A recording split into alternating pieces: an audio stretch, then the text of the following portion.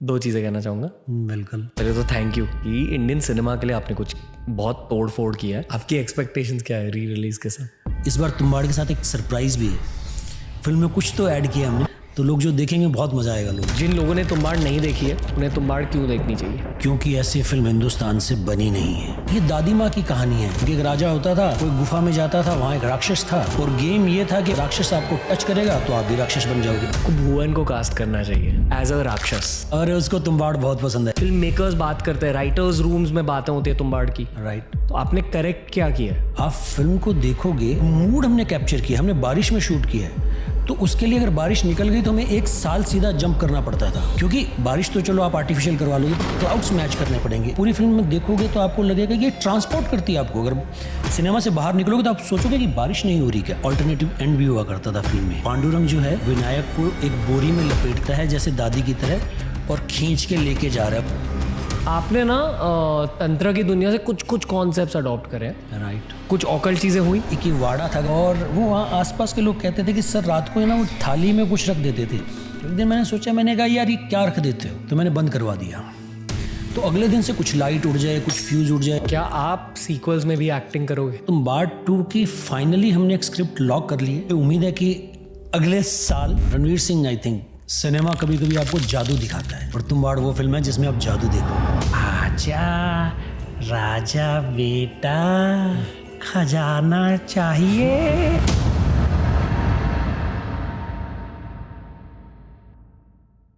दोस्तों, अगर हम भारत की फिल्मों की हिस्ट्री को स्टडी करें तो बहुत सारी ऐसी फिल्में हैं जिन्हें थिएटर्स में मूवी गोअर्स ने शायद उतना सेलिब्रेट नहीं किया जितना सेलिब्रेट करना चाहिए था। पर टाइम के साथ भारत को पता चला कि यार ये फिल्म ना गोट फिल्म थी, लेजेंडरी फिल्म थी, इस फिल्म को और भी भारतीयों को देखना चाहिए था। आज के पॉडकास्ट में ऐसी ही एक फिल्म की बातें होंगी, तुम्बाड़, जिसका नाम आपने अपने सोशल सिचुएशंस में सुना होगा, दूसरे पॉडकास्ट में सुना होगा, रील्स शॉर्ट्स पर सुना होगा, क्योंकि ये फिल्म ही इतनी ग्रेट है। ये फिल्म आज फिर से थिएटर्स में रिलीज हो रही है।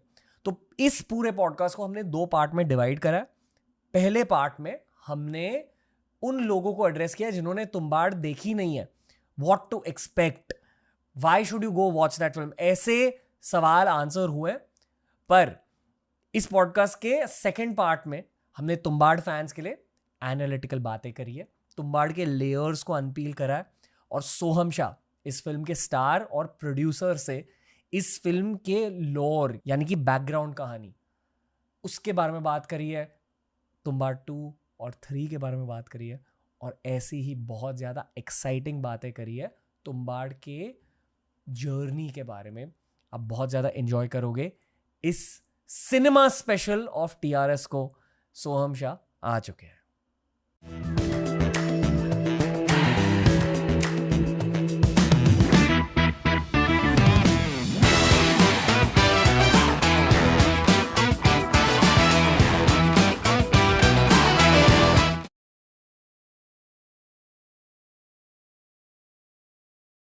सोहम शाह का बहुत प्यारा थोड़ा सा डरावना स्वागत है।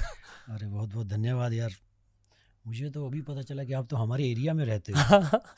ये हमारा एरिया होता था, यहीं बनी है तुम्बाड़। आई थिंक लोग वर्सोवा के पावर के बारे में नहीं जानते। जो लोग यहाँ रहे हैं, जिन्होंने यहाँ काम किया, उन्हें वर्सोवा के पावर के बारे में पता है। बिल्कुल, मैं तो मानता हूँ।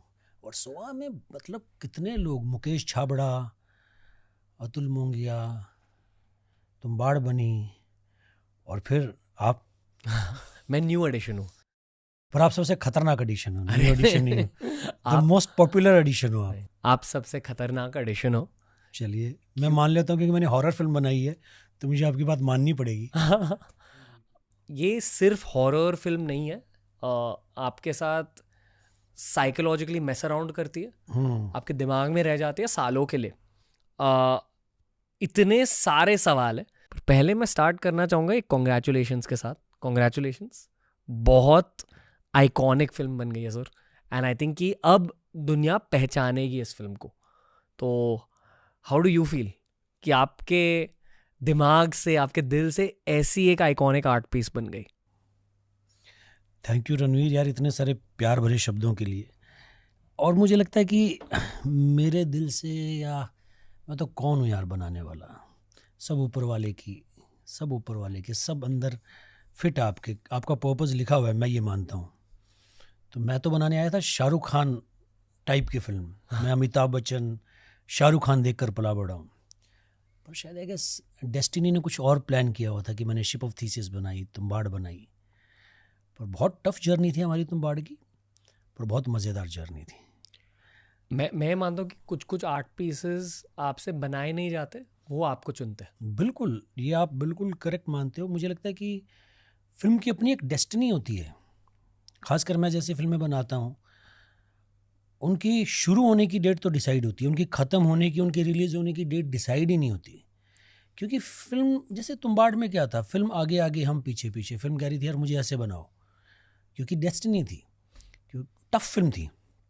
हमने जब शुरू किया था तो हमें लगता था कि यार हम बहुत समझदार मैच्योर लोग हैं, हम कुछ कूल कर देंगे, सब इंटेलिजेंट लोग हैं।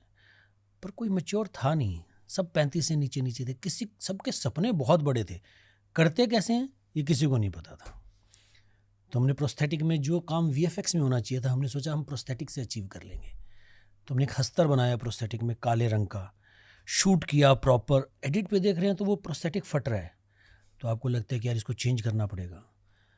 तो फिर कुछ और प्लान हुआ। दादी मोटी हुआ करती थी 500 किलो की, तो जिस आर्टिस्ट ने बनाया, हमने कहा भाई और तो कोई पहन के चलेगा नहीं, इसको तुम ही पहन के चलो।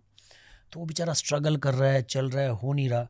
तो ये सब आया कि डिज़ाइन चेंज करना पड़ेगा। जब डिज़ाइन चेंज हुआ तो राइटिंग चेंज हुई। तो इन अ वे फिल्म की मुझे लगता है कि अपनी डेस्टिनी होती है, उसकी रिलीज़ होने की भी एक डेस्टिनी होती है। किसने सोचा था कि तुम्बाड़ 6 साल के बाद दोबारा रिलीज़ होगी? मतलब वो टाइम ऐसा था जब एक वीक की विंडो मिला करती थी आपको। तुम्बाड़ के आगे अंधाधुंध थी, पीछे बधाइयों थी। और आज 2024 में थिएटर खाली हैं, सिनेमा री रिलीज़ हो रहा है, तुम्बाड़ को मौका मिल रहा है। आई गेस सब डेस्टिनी है यार। वैसे तो बहुत सवाल है जो आपने अब भी कहा, उससे रिलेटेड टेंजेंशियल सवाल है, बताओ ना। पर पॉडकास्ट के स्टार्ट में हमने ऐसे प्लानिंग करी है कि जिन लोगों ने तुम्बाड़ नहीं देखी है उन्हें हम पहले एड्रेस करेंगे, और फिर एक पॉइंट के बाद, इंटरमिशन के बाद, पॉडकास्ट के इंटरमिशन के बाद सारे एनालिटिकल सवाल, मैं बहुत सारे मेकिंग ऑफ सवाल पूछूंगा वगैरह वगैरह। चलिए आप जो पूछिए, मैं आपके हवाले हूँ सर। ओके, जिन लोगों ने तुम्बाड़ नहीं देखी है उन्हें तुम्बाड़ क्यों देखनी चाहिए? क्योंकि ऐसी फिल्म हिंदुस्तान से बनी नहीं है, इसलिए देखनी चाहिए।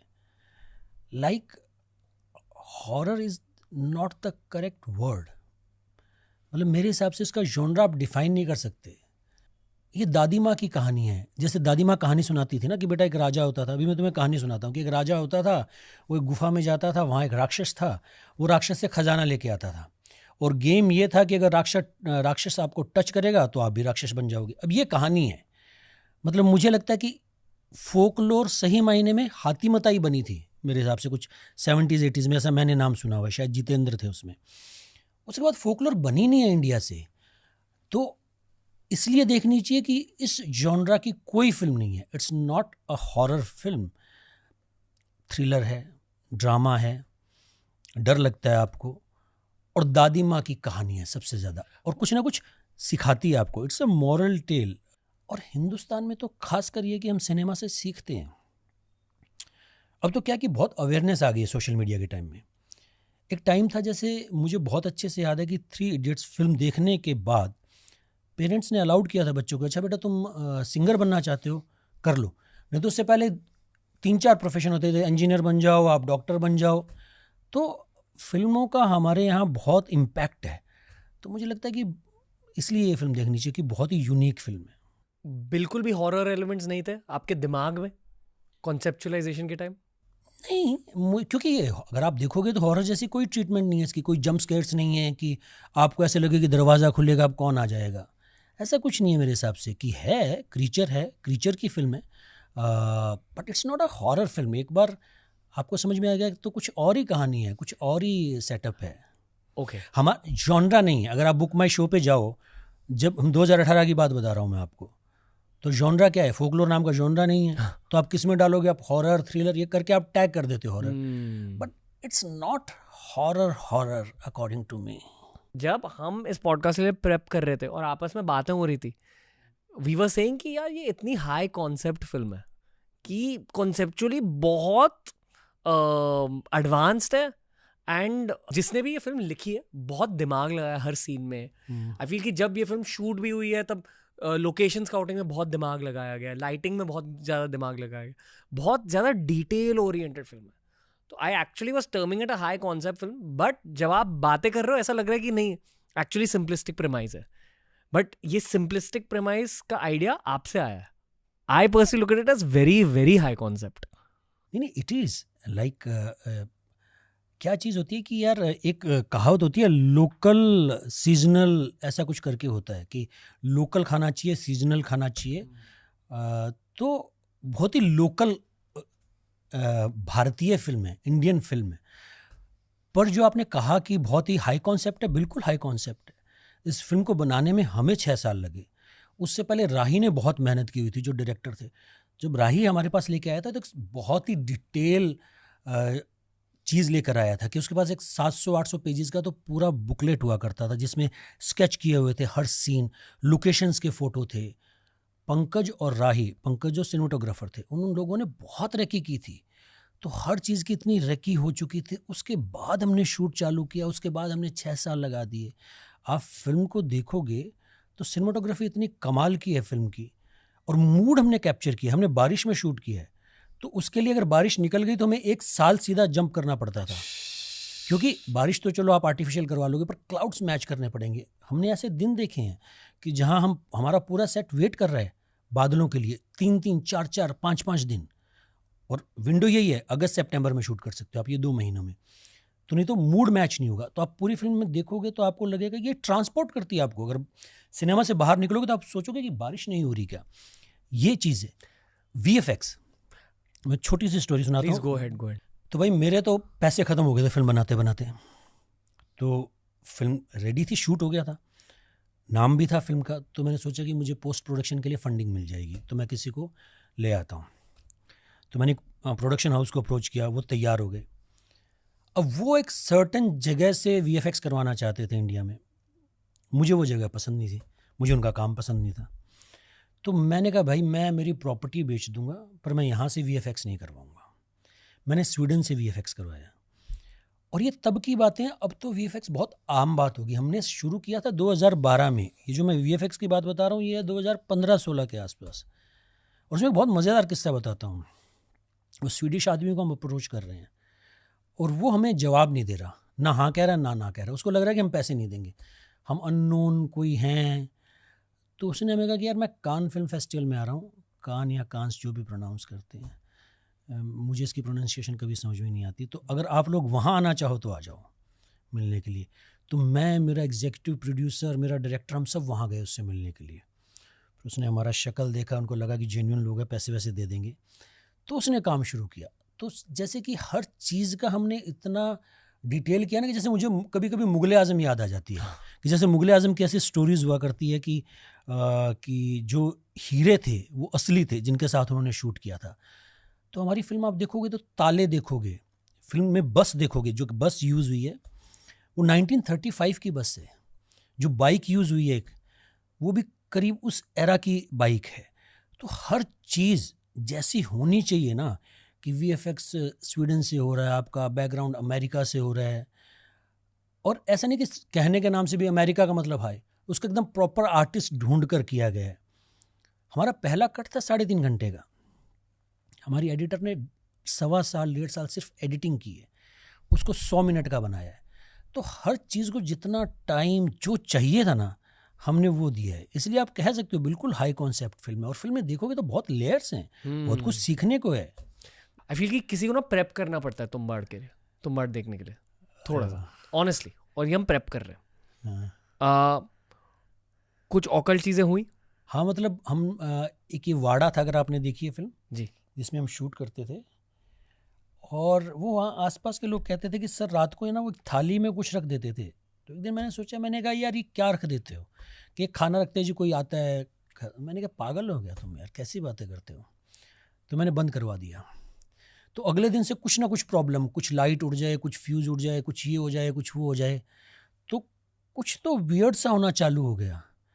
तो मैंने कहा भाई तुम जो भी करते थे वो रिचुअल करो, इसको बंद मत करो। तो ये हमारे साथ हुआ, और मतलब आपको लगता है कि यार ये कैसे कोई सच कोई हो सकता है, पर हमारी शूटिंग डिस्टर्ब हुई उसके कारण, कुछ ना कुछ, और ऐसी चीज़ें जिनका कोई मतलब नहीं है वैसी चीज़ें हो रही हैं। कोई गिर गया, किसी के लग गई चोट, ऐसी चीज़ें हो रही हैं। तो फिर हमने कहा भैया इसको चालू रखो आप। मुझे लगता है कोई भी आप इस तरह की फिल्म बनाओ तो ऐसा कुछ हो ही जाता है। ऐसा कहते हैं। हाँ, ऐसा कहते हैं। एक्चुअली सवाल ये है कि यहाँ सर 6 साल लगे, 6 साल के लिए आप उस जोन में थे, राइट। आपने कुछ सैक्रिफाइस किया उन 6 सालों में, ऐसा मुझे लगता है इस फिल्म को बनाने के लिए। यार मैंने तो बहुत कुछ सेक्रीफाइस किया, मतलब 6 साल क्या, मतलब मेरे लिए तो पिछले पूरे डेकेड में मेरी एक ही फिल्म है Tumbbad, as an actor. Worth it. Thank you. बस यही सुनना था। तो मतलब मैंने मेरी लाइफ स्टेक पे लगा दी, मेरी लाइफ में कुछ है ही नहीं कि लोग 100 साल बाद भी तुम्बाड़ देखेंगे।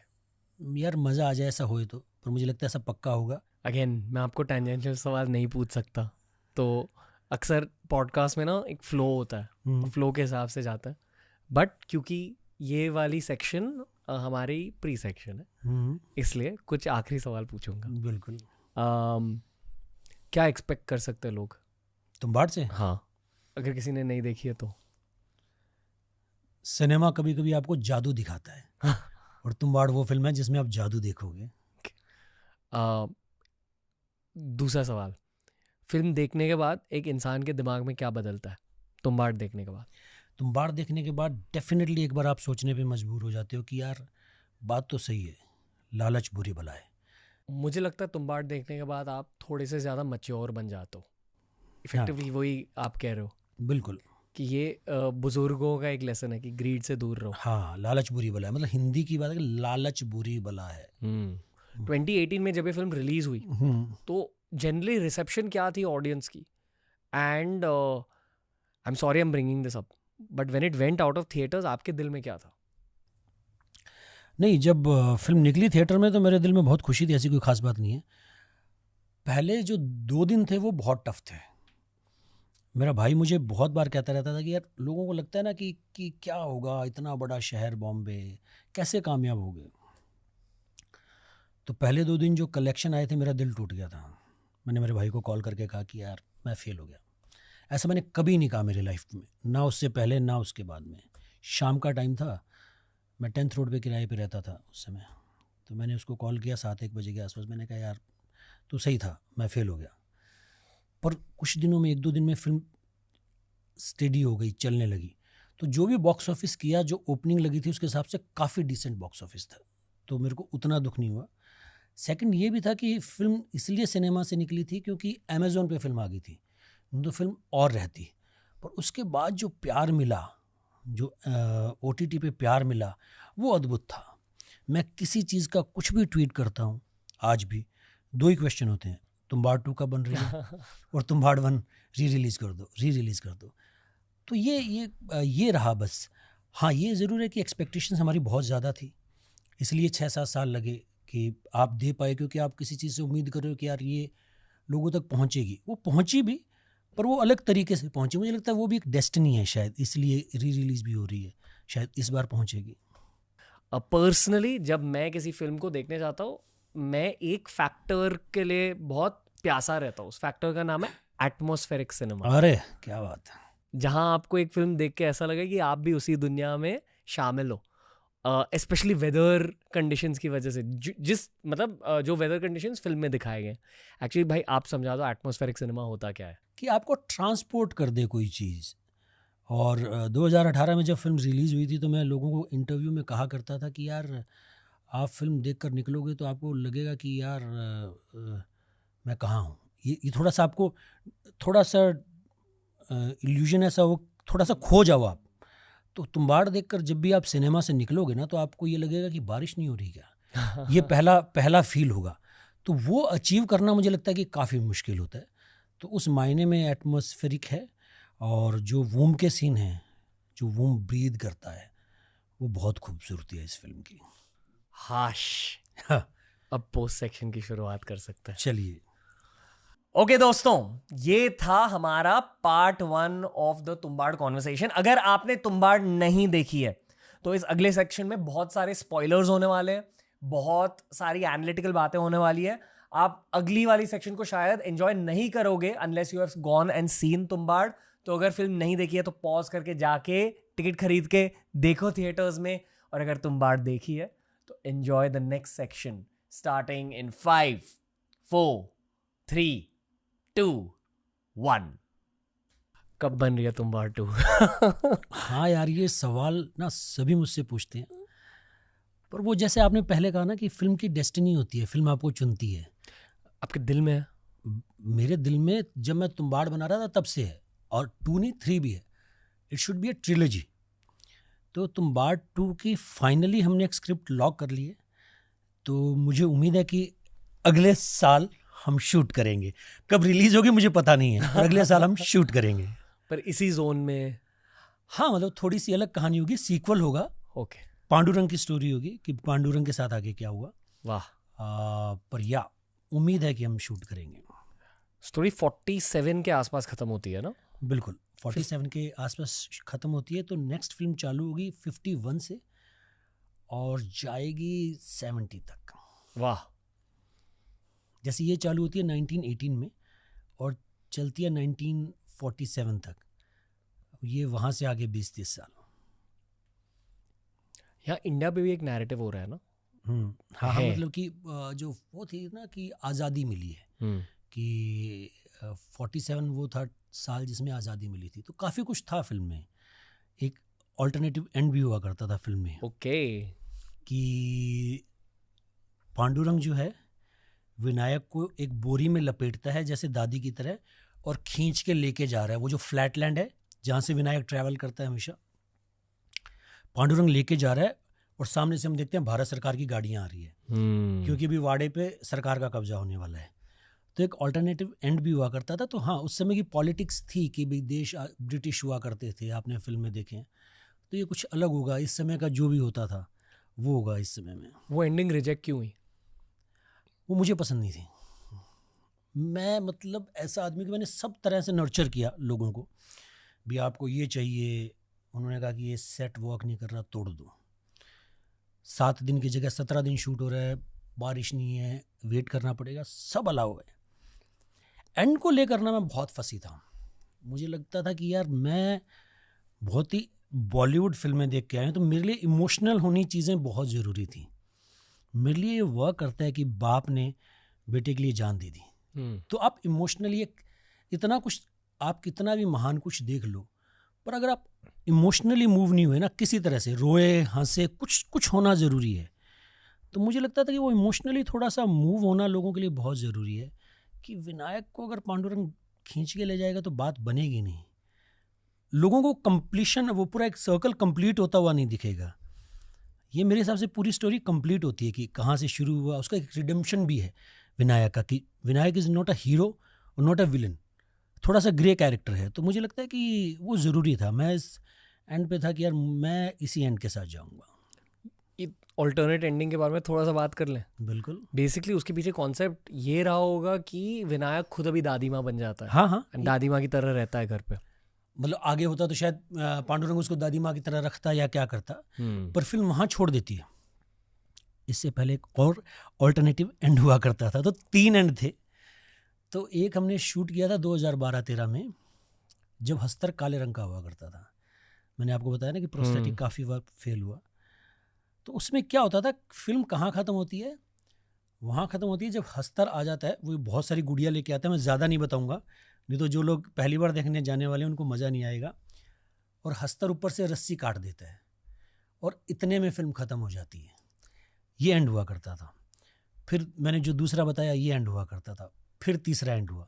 आप कभी आओ मेरे ऑफिस में, आपको फुटेज दिखाऊंगा, वो हमने पूरा शूट किया हुआ है. तो आपको मज़ा आएगा देखने में कि अरे वाह, ये एंड हुआ करता था, ये हुआ करता था, फिर ये फाइनल हुआ. ओके. क्या आप सीक्वल्स में भी एक्टिंग करोगे? मैं बिल्कुल एक्टिंग करूंगा यार. बहुत मेहनत से बनती है फिल्म. मैंने आपको बताया कि एक्टर का जॉब तो बहुत मज़ेदार है, प्रोड्यूस करने में जान निकल जाती है. तो मैं पक्का एक्ट करूंगा. मुझे एक्टिंग से प्यार है. मुझे प्रोड्यूस करने में कुछ ऐसा ज़्यादा मज़ा नहीं आता. मुझे एक्टिंग में बहुत मज़ा आता है कि आप एक्सप्लोर करते हो नए नए कैरेक्टर, नई नई चीज़ें. मज़ेदार काम होता है. okay. पांडुरंग और विनायक में फ़र्क क्या है as human beings? Pandurang Vinayak का बाप है। वैसे विनायक पांडुरंग का बाप है और पांडुरंग 4 कदम विनायक से भी आगे है। विनायक का कैरेक्टर है कि उसमें करेज है, पांडुरंग शाना है। पांडुरंग में करेज भी है, दिमाग भी है। विनायक थोड़ा पहलवान टाइप है कि थोड़ा करेज उसका, अगर आप एक शब्द में कहो तो विनायक का होगा करेज, दलेरी कि दिलेर आदमी है। एक फिल्म में डायलॉग है कि आप, वो कहता है इतना हिसाब रखते हो क्या, वो कहता है आप हिसाब रखिए मैं साहस रखता हूँ। तो विनायक का कैरेक्टर का कोर है दिलेरी कि जाता है, हस्तर से लड़ता है। पांडुरंग का थोड़ा विजनरी मामला है कि यार पूरा बैंक ही क्यों नहीं लूट लाते, ये फर्क है। ओके, इन्हीं कैरेक्टर्स को देखने का एक और साइकोलॉजिकल नजरिया है। पूरी फिल्म लालच के बारे में, लालच मेन थीम है। पहले आपको लालच दिखाई देता है दादी में, राइट, फिर बहू में, फिर विनायक में, फिर पांडुरंग में, राइट, एंड कॉन्स्टेंटली लालच का लेवल बढ़ते जाता है। बिल्कुल करेक्ट, बिल्कुल। सीक्वल में लालच को लेकर ही फिल्म बनेगी या और कोई इमोशन एक्सप्लोर की जा रही है? नहीं, बिल्कुल लालच, मुझे लगता है कि तुम्बाड़ का कोर जो है वो लालच है, पर इस बार गोल्ड का लालच नहीं होगा। यहाँ ना आप इजीली एक यूनिवर्स ऑफ तुम्बाड़ बना सकते हो, मतलब ट्रिलॉजी के बियॉन्ड भी। यही बात हो रही थी हमारे बीच जो हम प्लानिंग कर रहे थे कि आपने ना तंत्र की दुनिया से कुछ कुछ कॉन्सेप्ट्स अडॉप्ट करे हैं और उन कॉन्सेप्ट्स को अडॉप्ट करके एक फिल्म बनाई है। राइट। ये फिल्म का आइडिया ओरिजिनली कहाँ से आया? फर्स्ट आइडिया किसके दिमाग में टपका? नारायण धरप एक राइटर थे मराठी, उन्होंने बहुत कुछ लिखा है लिटरेचर। उनकी शॉर्ट स्टोरीज हुआ करती थी 3, जो राही ने ली उनसे, फिर राही ने उस पर कुछ बनाया, फिर वो हमारे पास आया, फिर हमने उस पर कुछ और बनाया, कुछ और हमारे राइटर्स ने काम किया। वही आप वाली बात कि डेस्टिनी, कि वो चालू कहीं और से हुआ था, धीरे धीरे धीरे धीरे धीरे होते हुए कहीं और पहुंच गया। एक देवी का एलिमेंट भी था फिल्म में, वो जो पूर्ति की देवी थी। उस देवी के बारे में बताइए कि क्या एक असली देवी है या सब स्टोरी थी, मतलब राही लेकर आया, एक स्टोरी थी। पता नहीं स्टोरी नहीं भी हो, कहीं से कुछ हो, वी डोंट नो ना कि कहाँ कुछ थी। एक दंत कथा थी, वही दादी माँ की फोकलोर, किसी ने कहाँ कहाँ एलिमेंट लाया, पर हमारे पास तो एक स्टोरी के रूप में आई थी और उस पर फिर और काम कर करके एक प्रोलोग बनाया गया कि पूर्ति की देवी अंतहीन सोने और अनाज का प्रतीक है और ये पृथ्वी इसकी कोख है। पर या हमारे लिए तो एक स्टोरी थी यार। पता है, एक बात की चर्चा हो रही थी जिससे मैं सहमत नहीं हूँ, विच इज़ दैट जब तुम्बाड़ रिलीज़ हुई थी, मुझे याद है तुम्बाड़ और कांतारा को कंपेयर किया जा रहा था बहुत ज़्यादा, बट दोनों फिल्में अच्छी हैं और दोनों फिल्में बहुत अलग है। पर मैं मानता हूँ कि एक कॉमनैलिटी है कि डेटीज़ का, देवताओं का आशीर्वाद है दोनों फिल्मों पर। कांतारा भी तो रहा है, मुझे लगता है बहुत बड़ा बॉक्स ऑफिस किया था कांतारा ने। हमारे वाले पे भी हो जाए तो मज़ा आ जाए। पर यहाँ पे मानते हो कि आशीर्वाद है ही आशीर्वाद। मतलब आई गेस ये भी होता है कि आप थोड़ी सी प्योर इंटेंशन से कुछ बनाना चाहते हो, बिना करप्ट हुए बनाना चाहते हो, तो लोगों तक पहुंच जाता है। मतलब ऑनेस्टी थोड़ी सी प्रीमियम पे तो है ही इंडिया में। क्या सबसे माइंड बेंडिंग सीन कौन सी थी आपके लिए? वो सीन ना फिल्म में है नहीं। हाँ, वो सबसे महंगा सीन था हमारा प्रोडक्शन वाइज, कि आज़ादी मिली है, आज़ादी का दिन है और जूनियर आर्टिस्ट हैं, सेलिब्रेशन चल रहा है और विनायक और पांडुरंग वॉक करके जा रहे हैं। तो फिल्म में क्या है कि एक एंगल है जो उतना एक्सप्लोर नहीं होता है, विनायक और उसकी माँ का एंगल। वो बहुत ही दीवार टाइप का एंगल है कि अमिताभ बच्चन और उसकी मदर की। तो पांडुरंग और विनायक जा रहे हैं, तो विनायक पांडुरंग को आइसक्रीम खिलाता है, तो पांडुरंग कहता है कि बहुत अच्छी है, कि आप भी खाओ ना। वो कहता है कि नहीं यार अब स्वाद नहीं रहा। तो वो जो एक होता है ना कि रूल कि आप 1 रोटी खाओगे भूखे हो तो बहुत अच्छा लगेगा, 2 खाओगे थोड़ा कम, 3 खाओगे कम, 4 में आपको क्या नहीं चाहिए। विनायक कहता है जीभ का स्वाद नहीं रहा। तो पांडुरंग पूछता है कि आपने पहली बार कब खाई थी? तो विनायक कहता था आई लेके आई थी बर्फ़ का गोला, और उसकी आंखें नम हो जाती। वो बहुत ही इमोशनल सीन था। तो मुझे वो सीन हमेशा, क्योंकि बहुत ज़्यादा इमोशंस को एक्सप्लोर नहीं करती है, रिलेशनशिप को बहुत ज़्यादा, विनायक और उसकी माँ की रिलेशनशिप को उतना एक्सप्लोर नहीं करती है, जो कहीं स्क्रिप्ट में था, एडिटिंग में, चीज़ों में वर्क नहीं करता होता तो निकल जाता है। तो वो सीन मुझे बहुत मेरे दिल के करीब है। पर वो है नहीं फिल्म में। एक और सीन कर मेरे दिल के बहुत करीब है, क्योंकि विनायक को अगर आप पूरा देखते हो तो बहुत ही ऐसा लगता है कि इस आदमी के पास दिल है ही नहीं, ऐसा लगता है। एक सीन है जहाँ उसका जो दोस्त होता है राघव, जो वूम में जाता है और वो मुक्ति मांगता है और विनायक की आंखें थोड़ी सी नम होती है और उसको मुक्ति दे देता है। तो मतलब विनायक भी अच्छा इंसान हो सकता था, उसको माहौल नहीं मिला वैसा। तो उसमें एक स्टोरी है, वो सीन मुझे बहुत पसंद है। ओके, दादी, राघव जी और विनायक के बारे में बात करना चाहूँगा। बिल्कुल कीजिए। ये जो हो जाता है उन्हें, हाउ डू डिस्क्राइब इट, कैसे बताओ? भूत बन जाते हैं, ज़ॉम्बी बन जाते हैं, जो भी। फिल्म में एक डायलॉग है कि ऐसा कोई दे जो तुझे छुए और तू अमर हो जाए, तू हज़ारों साल जिए और तेरा सिर्फ 2 ही काम हो, सोना और खाना, तू ऐसा चाहेगा? तो पांडुरंग कहता है ऐसा कौन नहीं चाहेगा बाबा। विनायक कहता है जिसको पता हो ये मौत से भी बढ़कर श्राप है। तो उसका नाम तो आप क्रीचर कह सकते हो कि आप राक्षस बन गए हो, ऐसा कुछ टर्म यूज़ कर सकते हो। और दूसरा क्वेश्चन क्या था कि दादी और जिसने भी एक्टिंग करी उसकी पहली बार, उस एक्टर को क्या कहा गया? वो तो दादी था, दादी, हाँ, उसको क्रीचर कहा गया। पर उस एक्टर को क्या बोला गया, किस तरह की एक्टिंग करनी है, या अच्छा कि कैसे ट्रेनिंग दी? हाँ, वो खोजा गया कि ये कैसे बात करेगी, और वो इम्प्रोवाइज, ये बहुत अच्छा क्वेश्चन पूछा आपने, वो इम्प्रोवाइज भी हुआ कि वो थोड़ा सा हंसती है तो लालची है तो वो हमने फिगर आउट किया कि इमेजिनेशन से क्या होना चाहिए। और एक बहुत ही मज़ेदार सीन है कि वो जब पहले जाता है तो दादी ऐसे बात करती है, और जब विनायक बड़ा होकर जाता है तो दादी पेड़ बन जाती है, और विनायक कहता है दादी पेड़ बन गई।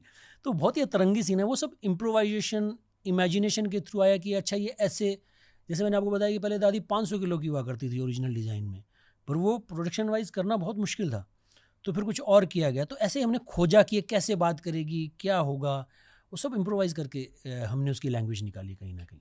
बट थॉट क्या थी? स्केयर करना था ऑडियंस को या क्रीप आउट करना था? इंगेज करना था। हमारे लिए, मेरे लिए बहुत ही क्वर्की कैरेक्टर है। बाई द वे आपको पता है जिसने मेरा बेटा प्ले किया है उसी ने दादी प्ले किया था, तो इंगेज करना था। मैं आज भी एक कुछ प्रोमो सुन रहा था, वो हमने काटा, उसमें कहता है वो बच्चा जाता है खजाने के लिए, आजा राजा बेटा खजाना चाहिए। अब ये कितने, अब जैसे आप हंसे ना, तो एक अजीब सी एंगेजमेंट है। तो ऐसा नहीं था कि स्केयर करना है, क्वर्की कैरेक्टर है दादी, थोड़ी सी वियर्डनेस। हाँ, वियर्डनेस। थोड़े से कैरेक्टर ऐसे ही हैं तुम्बाड़ के, मतलब कोई बहुत सीधे कैरेक्टर नहीं है। तो पांडुरंग है तो वो भी ऐसा है, वो पांडुरंग दादी दोनों एक जैसे हैं, इसीलिए वो पांडुरंग प्ले कर पाया, क्योंकि दादी में जो, और कुछ कुछ चीज़ें एक्टर भी लाते हैं, जैसे समद ने बहुत कुछ कंट्रीब्यूट किया दादी में। मतलब चीज़ें ऐसा नहीं होता कि आप एकदम पन्ने पे सोच के बनाते हो, मुझे लगता है इतनी खूबसूरत बनती भी नहीं। चीज़ें अपने आप इम्प्रोवाइज होती हैं, चीज़ें अपने आप अपना शेप लेती हैं, तो मज़ेदार होती हैं कहीं ना कहीं। मेकअप कैसे किया था? मेकअप में टाइम लगता था? बहुत टाइम लगता था यार। प्रोस्थेटिक करने में जाते थे 6-6, 7-7 घंटे। दादी का प्रोस्थेटिक करना, वो बेचारा बच्चा करवाता था। उसके अलावा हस्तर बाद में VFX में बना, पहले हमने प्रोस्थेटिक में शूट किया। 6-6, 7-7 घंटे लगते थे।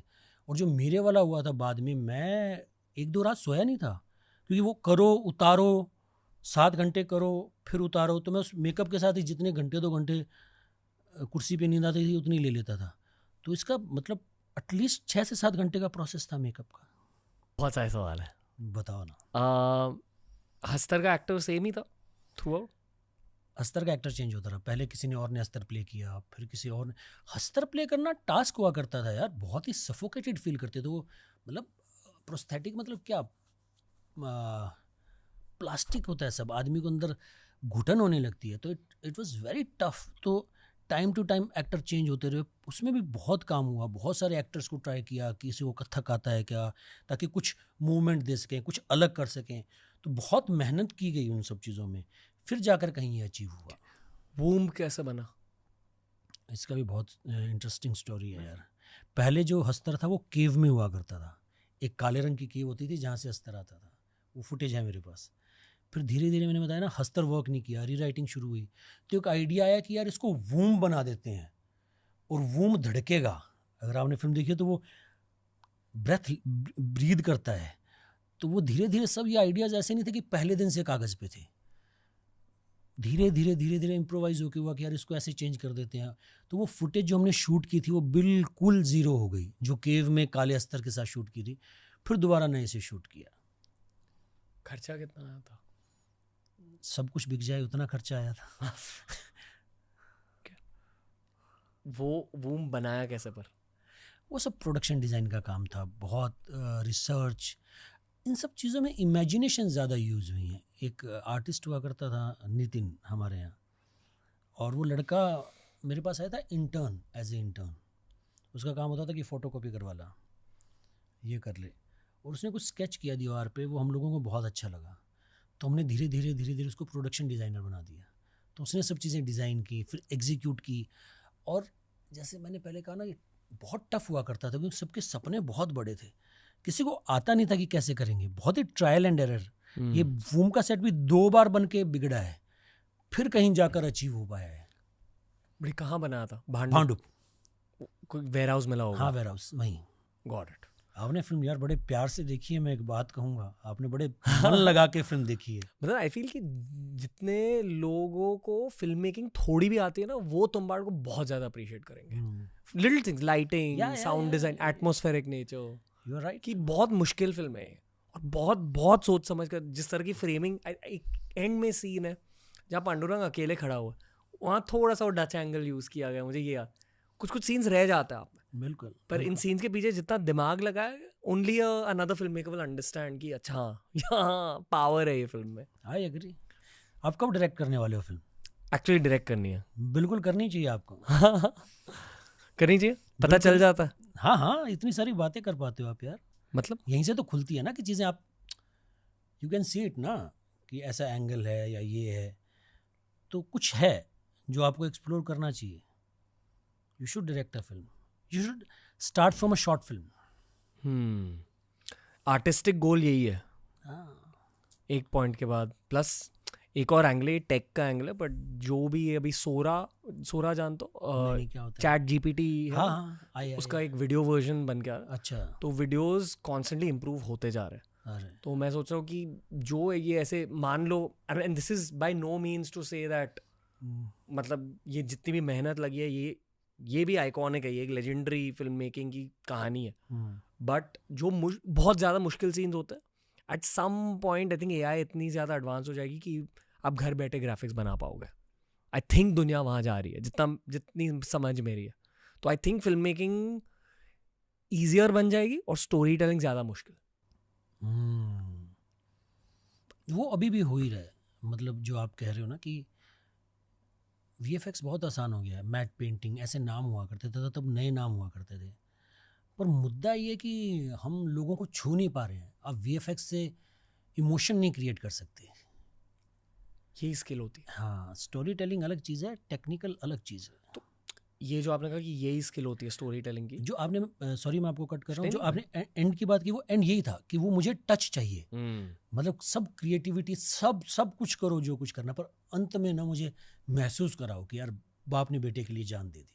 यही तुम्बाड़ के कॉन्टेक्स्ट में इसी थॉट को एक्सपैंड कर दो कि इतने लोग आज भी इस फिल्म के बारे में क्यों बात करते हैं। हम वैसे भी थोड़ी फिल्म मेकिंग जानते हैं, फिल्म मेकर्स बात करते हैं, राइटर्स रूम्स में बातें होती है तुम्बाड़ की, बट आम जनता, मतलब जिन्हें कभी फिल्म मेकिंग करनी भी नहीं है, वो लोग भी बात कर रहे हैं इस फिल्म के बारे में। तो आपने करेक्ट क्या किया है अकॉर्डिंग टू यू?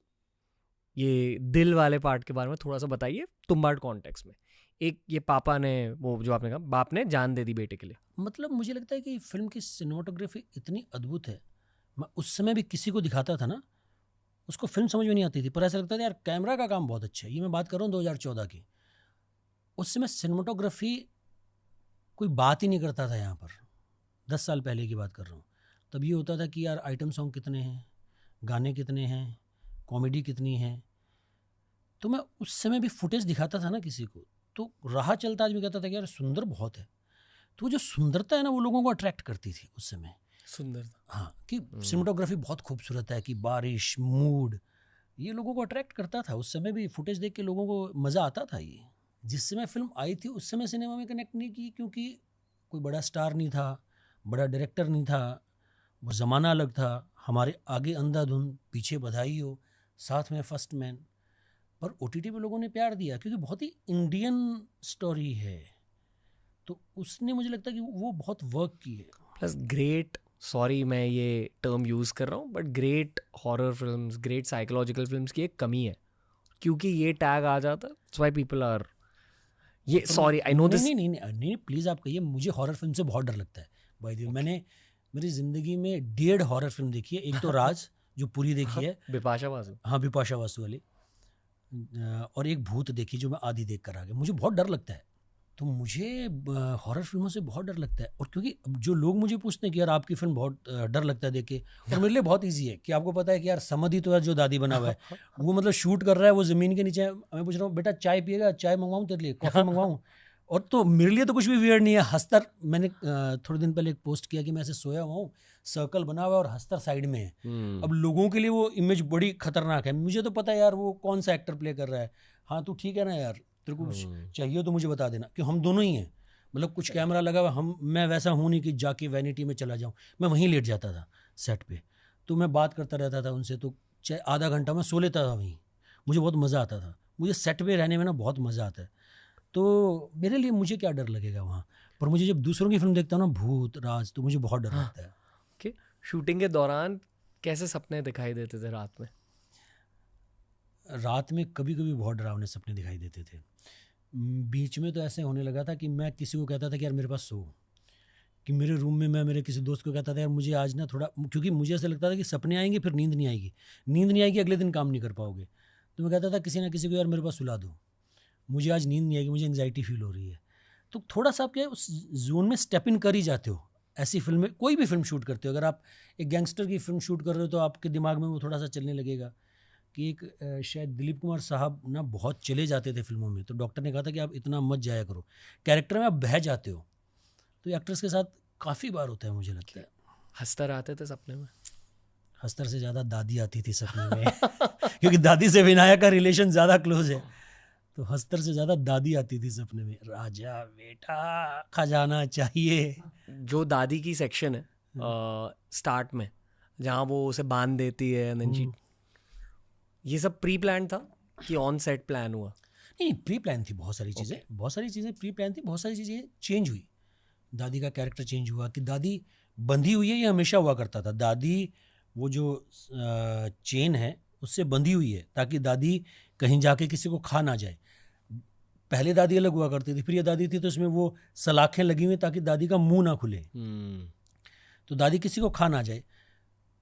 प्लान थी चीज़ें, पर उसके बाद ऊपर चीज़ें इम्प्रोवाइज हुई कि ऐसा नहीं ऐसा करते हैं। हमने शूट होने के बाद भी चीज़ें चेंज की क्योंकि हमें लगा कि यार ये फिल्म के साथ जाएगा, ये फिल्म को और बेटर बनाएगा। तो ये सब चीज़ें बहुत हुई। जब हम यूनिवर्स, सिनेमैटिक यूनिवर्स की बातें करते हैं, तो मैं आपसे अब पूछूंगा, आई एम श्योर कि आपने इसके बारे में सोचा है कि और कैसे स्टोरीज हो सकते हैं इस यूनिवर्स में। बहुत सारे स्टोरीज हो सकते हैं दोस्त। हमने राम से ब्रदर्स की 3 फिल्मों के राइट्स लिए हुए हैं, वीराना, पुरानी हवेली, पुराना मंदिर।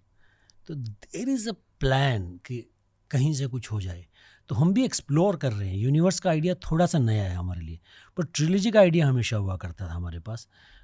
क्या पता राम से ब्रदर्स के साथ अटैच हो जाए ये स्टोरी। पर आप लिंक कैसे करोगे? कुछ ना कुछ कैरेक्टर, वो तो सब कुछ, आप राइटिंग का कमाल यही होता है कि यू कैन प्लान। ये बहुत इंटरेस्टिंग थॉट है।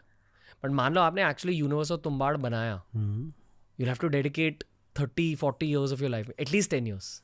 At least 10 years. You okay with that? या डेफिनेटली। जैसे आपने कहा ना कि एक इनफ है, तो अगर 3-4 ऐसी बना दी तो और क्या चाहिए यार। मतलब बहुत कुछ है ना कि हस्तर की स्टोरी यू कैन एक्सप्लोर, दादी की स्टोरी यू कैन एक्सप्लोर कि दादी कहाँ से आई, हस्तर कैसे बना, राघव के साथ क्या हुआ। बीच में इतनी स्टोरीज हैं कि विनायक बच्चा था, विनायक यंग हुआ, उसके बीच में विनायक क्या कर रहा था, राघव कौन हुआ करता था। तो बहुत सारी स्टोरीज हैं और हस्तर और उसका एक पूरा यूनिवर्स खुल सकता है। पर वो पता नहीं मैं करूँगा नहीं करूँगा।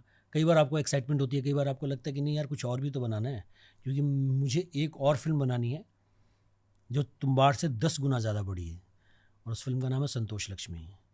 तो ये भी एक पीरियड फिल्म है, तो वो भी मेरा ड्रीम है बनाना। पर तुम्बाड़ ट्रिलॉजी कंप्लीट करूँ ये मेरा पक्का सपना है कि ये तो मैं बनाऊँगा। संतोष लक्ष्मी, हाँ, बट ये हाई कॉन्सेप्ट फिल्म रहेगी, आई एम श्योर। तो वो एक प्रोजेक्ट है जिसके लिए मैं बहुत ज़्यादा एक्साइटेड हूँ, तो वो भी बनाना है। पता नहीं यार, तुम बात तो सही कह रहे हो कि 10 साल में कैसे हो पाएगा, तो रहने देते यूनिवर्स का प्लान, क्या बोलते हो? ये हो गया गुड प्रॉब्लम टू हैव, हाँ हैप्पी प्रॉब्लम टू हैव। हाँ यार, संतोष लक्ष्मी बनानी है तो तुम्बाड़ की ट्रिलॉजी इनफ है। जब हम ये पॉडकास्ट की प्लानिंग कर रहे थे, एक क्वेश्चन निकल के आई थी कि जिन लोगों ने ये फिल्म बनाई है, स्पेशली तुम्बाड़ के लिए, ठीक है, जनरली पूछ रहा नहीं हूँ, स्पेसिफिकली तुम्बाड़ की, इस फिल्म के लिए फिल्म इंस्पिरेशंस क्या रहे हैं? यहाँ बेसिकली आप फिल्म रिकमेंडेशंस भी दे रहे हो, बहुत तुम्बाड़ फैंस। पैन्स लैब्रिंथ करके एक फिल्म है, गिलमत, I can't pronounce that name, तो वो उनको बहुत इंस्पायर करती थी, पैन्स लैब्रिंथ। हाँ। Okay. तो वो फिल्म हुई, मे बी शायद एक और फिल्म थी, road to partition, game of thrones. Game of thrones सबसे ज़्यादा इंस्पायर करता था, क्योंकि उस समय गेम ऑफ थ्रोन्स आया ही था जब हम ये फिल्म बना रहे थे। तो वो उसकी टोनैलिटी और तुम्बाड़ की टोनैलिटी बहुत ही सिमिलर है। तो ये सब कुछ रेफरेंस हुआ करते थे, जिसको देख के लगता था कि यार ऐसे सेटअप में इंडियन ये कितना खूबसूरत है, गेम ऑफ थ्रोन्स कैसा सुंदर दिखता है, अलग तरह का सुंदर दिखता है। मतलब ऐसा नहीं सुंदर दिखता कि खूब ऐसा बड़े बड़े न्यूयॉर्क के शॉट्स हैं, वैसा सुंदर नहीं दिखता है, अलग तरह का सुंदर दिखता है। तो ऐसा लगता था कि इस सुंदरता में हम इंडियन कहानी कैसे कहें। तो मुझे लगता है कि ये सब रेफरेंस हुआ करते थे। गेम ऑफ थ्रोन्स मुझे लगता है कि सबसे स्ट्रॉन्ग इंस्पिरेशन हुआ करती थी कहीं ना कहीं, मिडीवल डार्क सुंदरता। मतलब उसमें भी वही है ना स्टोरी में। जबकि अगर आप देखो तो राही ने स्टोरी बहुत पहले लिख ली थी। गेम ऑफ थ्रोन्स शायद 2011-12 से आना शुरू हुआ था। राही ने तो ये फिल्म लिख ली थी 2005-6 में। तो ऐसा नहीं है कि आप किसी चीज़ से कोई एलिमेंट उठा रहे हो, पर एक आपके सेंसिबिलिटी होती है ना कि आपको लगता है कि हाँ यार ये मेरी दुनिया है। तो मुझे लगता है राही की वो दुनिया थी। पर गेम ऑफ थ्रोन्स में जैसे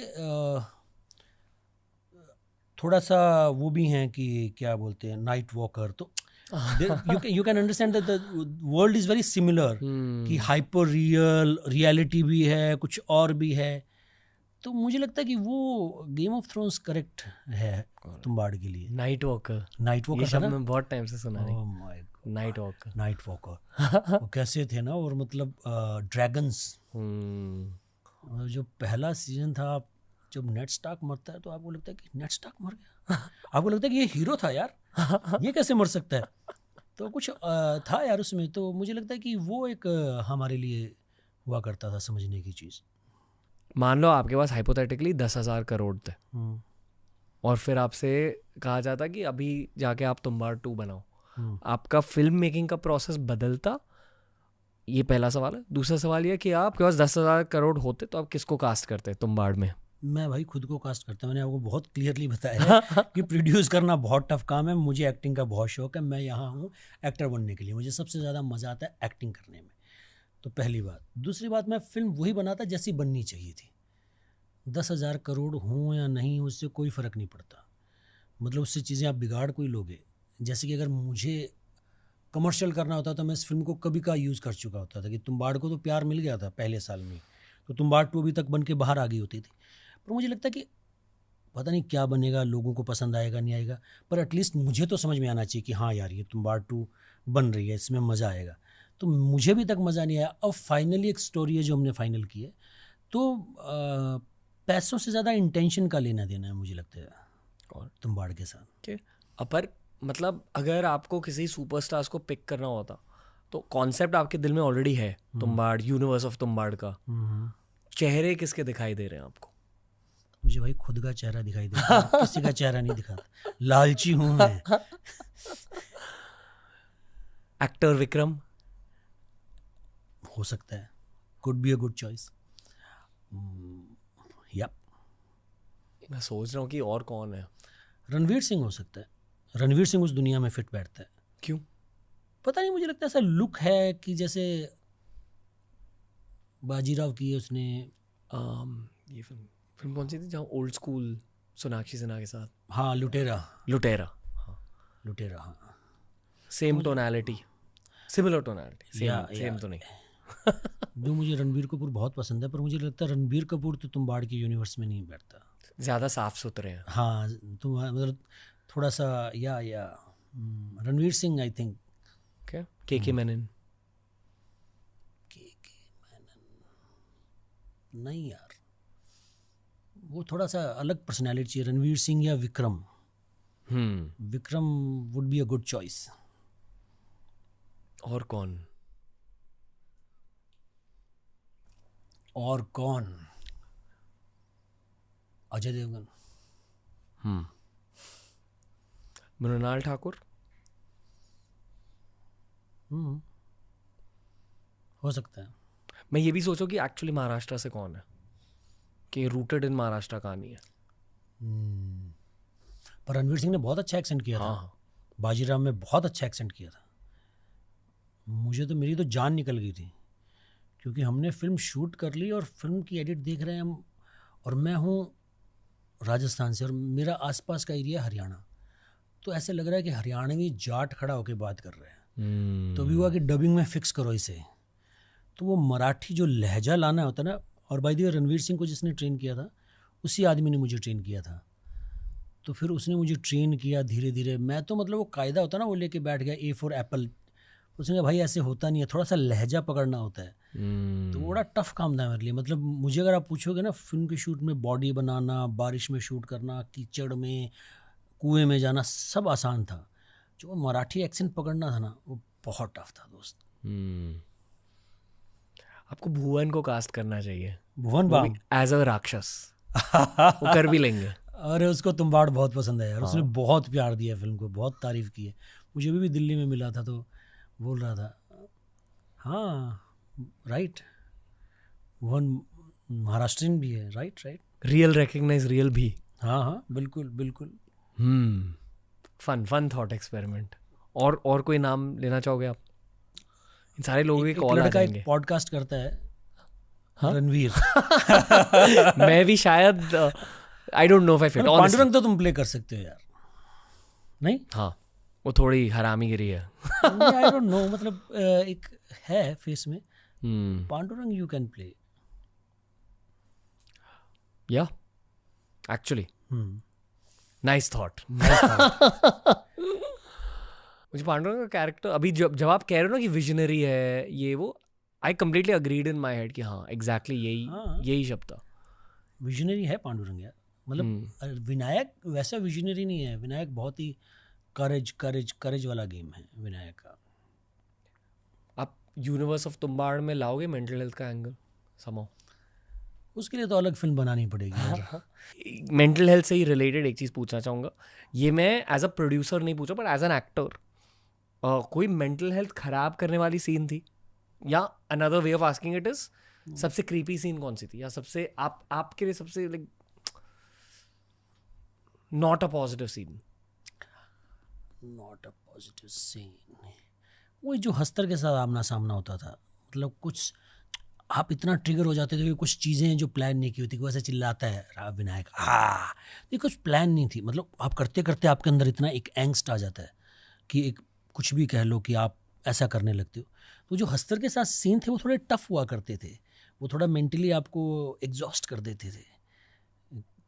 तो उन सीन्स के टाइम थोड़ा सा 2-3 दिन आपके अजीबोगरीब निकलते थे। थोड़ा सा अनईजी आप फील कर रहे हो, क्या कि you are not feeling good, something is bothering you and you can't deconstruct everything, you can feel only. कि ऐसा नहीं कि आप सोचो कि यार ये मतलब मैथमेटिक्स नहीं हो सकता ना कि you are not feeling well. कि तो हस्तर के सीन थोड़े से डार्क और आपको एक अलग सी साइकोलॉजी में स्टेप इन करवाते थे, मुझे लगता है। नेगेटिविटी थोड़ी रहती थी। हाँ, मतलब हस्तर के टाइम शूट करते हो थोड़ा सा मैं से मूडी और नेगेटिव हो जाता था। और ख़ासकर वो सीन में मुझे बहुत प्रॉब्लम हुई जहाँ मेरा प्रोस्थेटिक हुआ है और जहाँ मैं क्रीचर बन गया हूँ। तो वो अजीब सा, एक तो आपका प्रोस्थेटिक अजीब सा है, आपके कहीं ब्लड निकल रहा है, कहीं कुछ और है। वो सीन शूट करते हुए मुझे काफ़ी प्रॉब्लम हुई। बट प्रोस्थेटिक के अलावा मेंटली इमोशनली स्पीकिंग मुश्किल क्या था वो करते हुए? मतलब यही होता ना कि आप स्टेप इन करते हो उस कैरेक्टर में कि वो किस चीज़ से गुजर रहा होगा, तो थोड़ी सी डिस्कम्फर्ट लगती है। कि जैसे आपने कहा ना कि कोई भूत बन गया, तो वो 1 साल का 7 साल होगा, तो आप एज ए ह्यूमन बीइंग आप सोचते नहीं हो कि क्या है, आप थोड़ा सा साइकोलॉजी में जाते हो तो उसको लगता है यार इसकी जर्नी कैसी होगी, कि अगर वास्तव में ऐसा कोई देव हो जो तुझे छुए और आप ऐसे हो जाओ तो उसके साथ कितनी सफरिंग है। तो वो सब इमोशन आपके कहीं ना कहीं बाहर आने लगते हैं, मुझे लगता है। क्या आपको ये लगता है कि हस्तर की भी एक बैक स्टोरी है? हस्तर की तो बहुत सारी स्टोरी, एक स्टोरी तो बताई गई है, ओरिजिन्स ऑफ हस्तर। वो तो बताया गया है फिल्म में कि पूर्ति की देवी अंतहीन सोने और अनाज का प्रतीक है और ये पृथ्वी देवी की कोख अच्छा, है। स्टार्ट में कि हस्तर को सब कुछ चाहिए था, उसको आटा भी चाहिए था, सोना भी चाहिए था, तो बाकी उसके भाई बहन जितने थे उन्होंने उस पर वार किया। वो ब्रीफली एक स्टोरी बताई गई है, मतलब उस पर पूरी एक फिल्म हो सकती है, हस्तर पुराण। अच्छा, प्रीक्वल जैसी। प्रीक्वल का प्रीक्वल प्रीक्वल का भी प्रीक्वल। ओके, एक आखिरी सवाल है आज, पूछिए ना। मैंने निचोड़ दिया आपके दिमाग को, अरे प्लीज, सॉरी, अरे पर मजा आ गया ये। अरे प्लीज, ये जेन्युइन अप्रिसिएशन है फिल्म मेकिंग की। जी जी, मैं तो आपका मतलब आपने बहुत स्टडी किया, आपने फिल्म को बहुत ही प्यार से देखा है। लोगों ने नहीं देखा इतने प्यार से?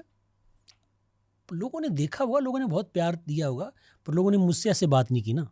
लोगों को मतलब मुझे इंटरेक्ट करने का मौका नहीं मिलता ना कि और मैं जब जेन्युइनली देखता हूँ कि लोग इन्वेस्टेड हैं तो मुझे बहुत मज़ा आता है। कोई क्वेश्चन करता है कि यार ये ऐसे कैसे किया, वो कैसे किया, तो आपको लगता है कि हाँ यार जो हम बात पहुँचाना चाहते थे लोगों तक पहुँची है कहीं ना कहीं।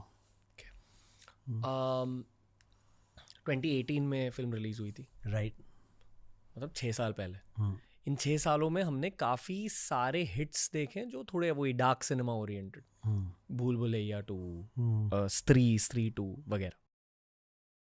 आप ये मानते हो कि तुम्बाड़ का एक इफेक्ट रहा है इंडियन सिनेमा पे? डेफिनेटली मुझे लगता है कि तुम्बाड़ का इफेक्ट रहा है। तुम्बाड़ शुरू हुई थी 2012 में। उस समय मुझे याद है कि VFX की एक ही फिल्म आई थी शाहरुख खान साहब की, RA1 या रावण जो भी है। VFX की यहाँ बातें नहीं होती थी, प्रोस्थेटिक की कोई बात नहीं करता था, सिनेमाटोग्राफी की कोई बात नहीं करता था, फोकलोर की कोई बात नहीं करता था। तो होता तो ये है ना कि और हुआ करता था, कम से कम वर्सोवा में तो हुआ करता था कि राही करके एक डायरेक्टर है जो एक सब्जेक्ट बना रहा है, तो लोग इंस्पायर होते हैं कि अच्छा कोई और बना रहा है तो मैं भी बना सकता हूँ। तो एक इंस्पिरेशन होती है ना कि चीज़ें ऐसे चलती हैं। तो कहीं ना कहीं तो मुझे लगता है कि कुछ खुलता है। जैसे आपने कहा ना कि आपका एक क्वेश्चन था कि तुम्बाड़ कहाँ से इंस्पायर, या तुम्बाड़ का जॉनर आप सेट करना चाहो तो क्या होता है, तो डेफिनेटली वहाँ से हुआ। और उसके बाद तुम्बाड़ के बाद बहुत सारी फिल्में आई भी हैं इस कि उस समय लोगों को बहुत रिस्की लगता था, बहुत ही प्रोड्यूसर्स को रिस्की लगा करता था। मेरे जैसा आदमी जो शायद नाइव था या मैड था जिसने बना ली फिल्म, क्योंकि मैं बिजनेसमैन हूँ, बिजनेसमैन थोड़ा सा होता है तो रिस्क लेने की एक कैपेसिटी होती है, या मैं अपने आप को कहूँ कि नाइव था, मैंने बना ली। तो लोग बनाते नहीं थे, पर वो जब एक बार प्यार मिल जाता है तो ट्राइड एंड टेस्टेड फॉर्मूला हो जाता है। तो काफ़ी मुझे लगता है कि तुम्बाड़ का एक कंट्रीब्यूशन रहा है इंडिया में फोकलोर स्टोरीज को आगे बढ़ाने में। आपने ब्रह्मयुगम देखी है? यार मैंने देखी नहीं है, बहुत सुना है उसके बारे में। आपने देखी है? हाँ। कैसी लगी आपको? You can't exactly put it in Tumbbad का जॉनर, बट है सिस्टर ऑफ द यूनिवर्स। अरे वाह, है माइंड। मैंने सुना बहुत है यार, मुझे देखनी है, मैं देख नहीं पाया, पर मैं देखूंगा जरूर। पूरी फिल्म ब्लैक एंड वाइट में बनाई है। अच्छा। और वियर्डली ये मेरी इंट्रोडक्शन टू मलयालम सिनेमा थी। पर यार मलयालम में फिल्में बहुत अच्छी अच्छी बनती हैं, you should watch Kumbhal Negi nights, बहुत अच्छी फिल्म है। और रिकमेंडेशंस सुपर डिलक्स, और मैं नाम प्रोनाउंस नहीं कर पाता अभी। मैंने फहद फासिल की एक फिल्म देखी थी, महेश समथिंग, बहुत अच्छी थी। एक फिल्म और है फहद फासिल की जिसमें वो चेन स्नैचर होता है, वो भी बहुत अच्छी फिल्म है। और क्या देखा मैंने मलयालम में, ये देखी मंजूमेल बॉयज़। मंजूमेल बॉयज़ मैंने नहीं देखी, मैंने वो दूसरी देखी अभी जो फहद फासिल की नई फिल्म थी, आवेशम। मज़ा आया वो। और क्या देखा मैंने, अंगमली डायरीज एक करके फिल्म थी। पर मलयालम फिल्में बहुत अच्छी बन रही है यार, बहुत अच्छा सिनेमा बना रहे हैं ये जो एक मतलब उनका फॉर्मेट ये है कि वो स्टार सिस्टम को ब्रेक कर गए हैं, वो फिल्में बना रहे हैं कंटेंट ड्रिवन। तो मतलब आवेशम के क्या बॉक्स ऑफिस रिपोर्ट, तो मज़ेदार काम कर रहे हैं। अपेरेंटली ये पहले से होता था केरला में, मैं नहीं जानता इसके बारे में, पर बेसिकली जब आप भी 90s किड हो, मैं भी 90s किड हूँ, हमें बताया जाता था कि Kerala has highest literacy rate. या तो मैं मानता हूँ अगर पूरा स्टेट ही एडुकेटेड है तो सिनेमा भी एकदम फाड़ू बन सकता है। पर अब ना पिछले 10 सालों में इंटरनेट की वजह से हिंदी बेल्ट भी बहुत ज़्यादा एडुकेटेड बन चुकी है. I feel India is ready for Tumbbad now. I agree with you. मतलब मुझे, और हमने तो बेवकूफ़ी की 12 में शुरू कर दी थी. मतलब हमने उस समय ऐसा सोचा था. वो हो सकता है काफ़ी आगे की बात हो, 2018 भी आगे की बात हो. और अभी लोगों ने, मुझे लगता है कोविड का बहुत इम्पैक्ट रहा है इसमें. कोविड के कारण लोगों ने बहुत बाहर का सिनेमा कंटेंट कंज्यूम किया है. तो आई एग्री विद यू कि तुम्बाड़ के लिए भी मुझे लगता है कि करेक्ट टाइम है. ऐसी चीज़ों को अप्रिशिएट करने के लिए ऑडियंस रेडी है. आई फील कि दुनिया भी अप्रिशिएट करेगी इस फिल्म को इफ़ दे फाइंड इट. या डेफिनेटली. मतलब फिल्म का प्रीमियर हुआ था वेनिस फिल्म फेस्टिवल में, तो ऐसा नहीं कि बाहर से प्यार नहीं मिला, बहुत प्यार मिला है फिल्म को. मैं चाहता हूँ कि अमेरिकन पॉडकास्ट में बातें हो जाएं इसकी. इट्स जो पैरासाइट ने कोरिया के लिए किया, तुम्बाड़ जैसी फिल्मों को इंडिया के लिए करना चाहिए. अब मुझे पर ऐसा लगता है कि यार, वो मुझसे किसी ने सवाल पूछा था कि आपकी फिल्म ऑस्कर नहीं गई तो आपको कैसा लगता है. मुझे लगता है यार, ऑस्कर की क्या ज़रूरत है. हमें कोई ज़रूरत कोई है उनके वैलिडेशन की. वो बताएंगे कि हम अच्छे हैं या नहीं है. हमारी ऑडियंस हमें प्यार करे, हमारी ऑडियंस तक फिल्म पहुँचे. इससे बड़ा कुछ नहीं है. उससे बड़ा रिवॉर्ड कुछ नहीं है. इसी कॉन्सेप्ट को लेके मेरी एक कैपिटलिस्टिक टेक है थोड़ी सी. हाँ, ठीक है. देखो, OTT प्लेटफॉर्म्स कभी नंबर्स रिवील नहीं करते. राइट. कि किस फिल्म को कितना देखा गया है वगैरह. जैसे यूट्यूब पर व्यूज़ आ जाते, सब्सक्राइबर्स आ जाते, this is not the case for OTT. पर अभी OTT भी इंडिया में 10 साल के लिए रहा है रफली. तो मैं मानता हूँ कि जब आपके आसपास के लोग या आसपास के दो अलग अलग ग्रुप किसी शो या सीरीज या मूवी के बारे में बात करने लगते हैं, उसका मतलब ये है कि वो मूवी सुपर हिट हो चुकी है. हाँ, सुपर हिट की डेफिनेशन बदल चुकी है 2024 में. राइट. एंड ये 2018 में जब से रिलीज हुई है, तब से हर 3 महीने कोई ना कोई तुम्बाड़ के बारे में बात करता है इन डिफरेंट वेज. कोई पॉडकास्ट पे, कोई ग्रुप्स में, राइटिंग रूम्स में, कोई हॉरर फैन वगैरह. उसका कारण यही है ना यार कि मुझे नहीं पता इसका क्या रेफरेंस है. कोई आप फिल्म बता सकते हो जो तुम्बाड़ का रेफरेंस है इंडियन फिल्म इंडस्ट्री से? अपने आप में एकदम यूनिक है. मतलब ऐसी कोई स्टोरी हमने देखी नहीं ना. मतलब 50 साल, मैं बता रहा हूँ कि अगर आप फोकलोर की बात करोगे तो आपको हाथी मताई याद आएगी, जहाँ तक मेरी समझ है. तो कोई रेफरेंस नहीं ना, कुछ नया है और बहुत ही इंडियन है. तो इसलिए लोगों के साथ मुझे लगता है कि रह गया. इसलिए लोगों को बहुत पसंद आया. लोग बात करते, और जो मेहनत डाली थी वो लोगों तक पहुंची. चाहे वो सिनेमाटोग्राफी हो, चाहे VFX हो, चाहे साउंड हो, चाहे इफेक्ट हो, कुछ भी चीज़ें हों. तो इसीलिए मुझे लगता है कि, और मेरा तो लाइफ से ये सीखना है कि अगर आप अपना प्रोडक्ट इतना अच्छा बनाओ तो कहीं ना कहीं पहुंच ही जाएगा. तो पहुंच गया लोगों से, इस रास्ते से, उस रास्ते से. सिनेमा नहीं तो OTT, कैसे ना कैसे तो पहुंच ही गया. लोग बात कर रहे हैं आज 6 साल बाद भी, और हम पूरे जोश खरोश के साथ रिलीज़ कर रहे हैं. इससे बड़ी बात क्या हो सकती है? आपकी एक्सपेक्टेशंस क्या है री रिलीज के साथ?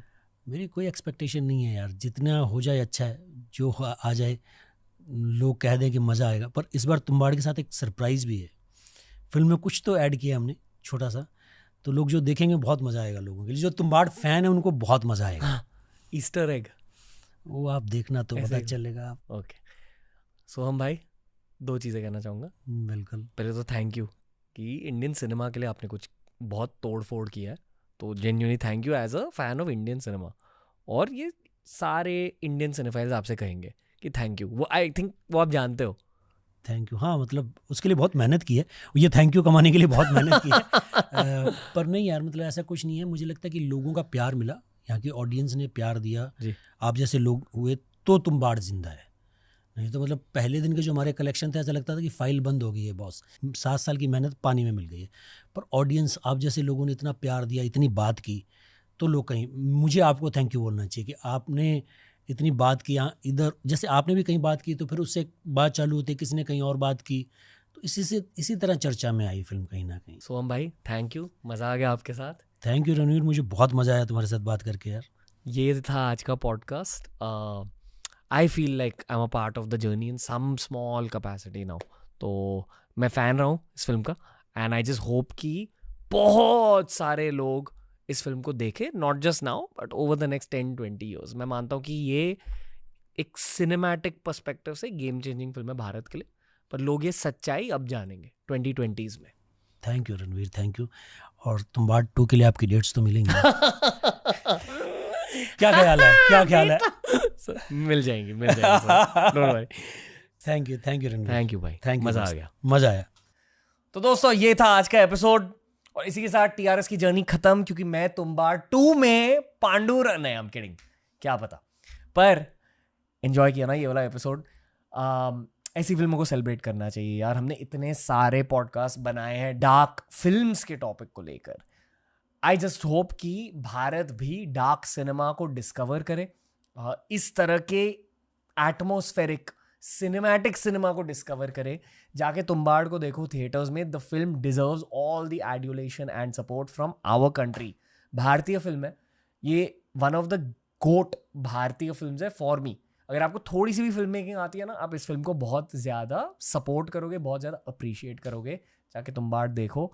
और अगर तुम्बाड़ देख लिया और आपने ये पॉडकास्ट भी पूरी तरह से कंज्यूम किया, विच इज़ 99% ऑफ यू, तो बताओ कैसा लगा आज का पॉडकास्ट। ऐसे ही पॉडकास्ट आपकी ओर आते रहेंगे।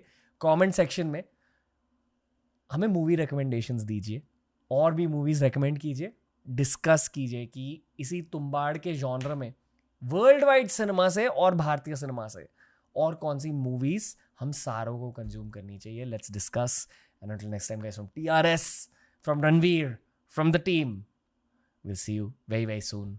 Jai